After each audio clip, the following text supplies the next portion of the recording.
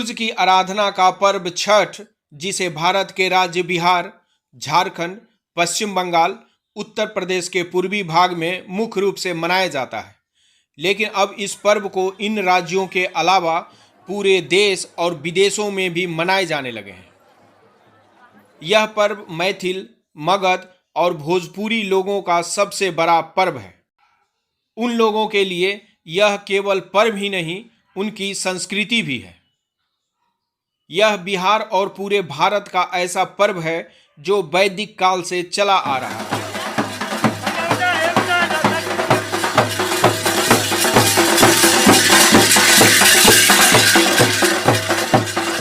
छठ पर्व साल में 2 बार मनाया जाता है, एक चैत्र मास में और दूसरा कार्तिक मास में।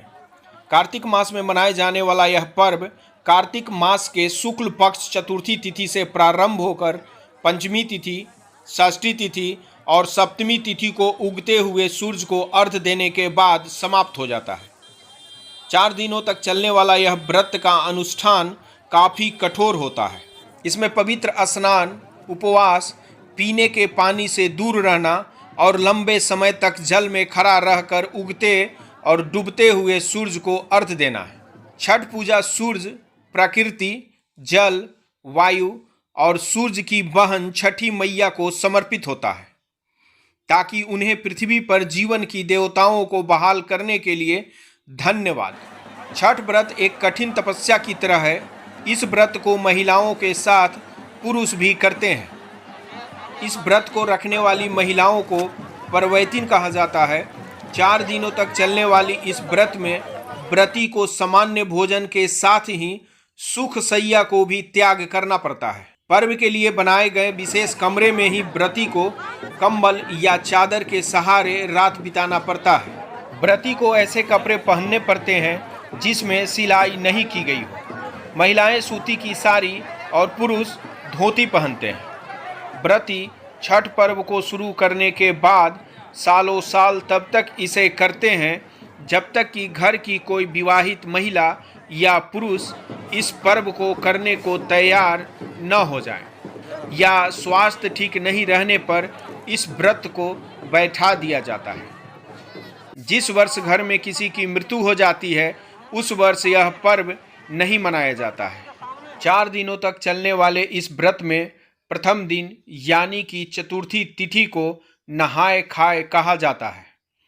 इस दिन व्रती कद्दू यानी कि लौका और चना के दाल से बना हुआ दाल, अरवा चावल से बना हुआ भात और सब्जी को ग्रहण करती है।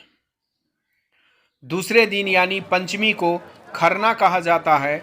इस दिन व्रती पूरे दिन निर्जला यानी कि बिना पानी के रहती है और शाम को पूजा पाठ करने के बाद गुड़ और अरवा चावल से बना हुआ खीर और गेहूं के आटे से बना हुआ रोटी ग्रहण करती है। उसके बाद लोगों में भी खरना का प्रसाद बांटा जाता है। तीसरे दिन यानी कि षष्ठी तिथि को पहला अर्घ कहा जाता है।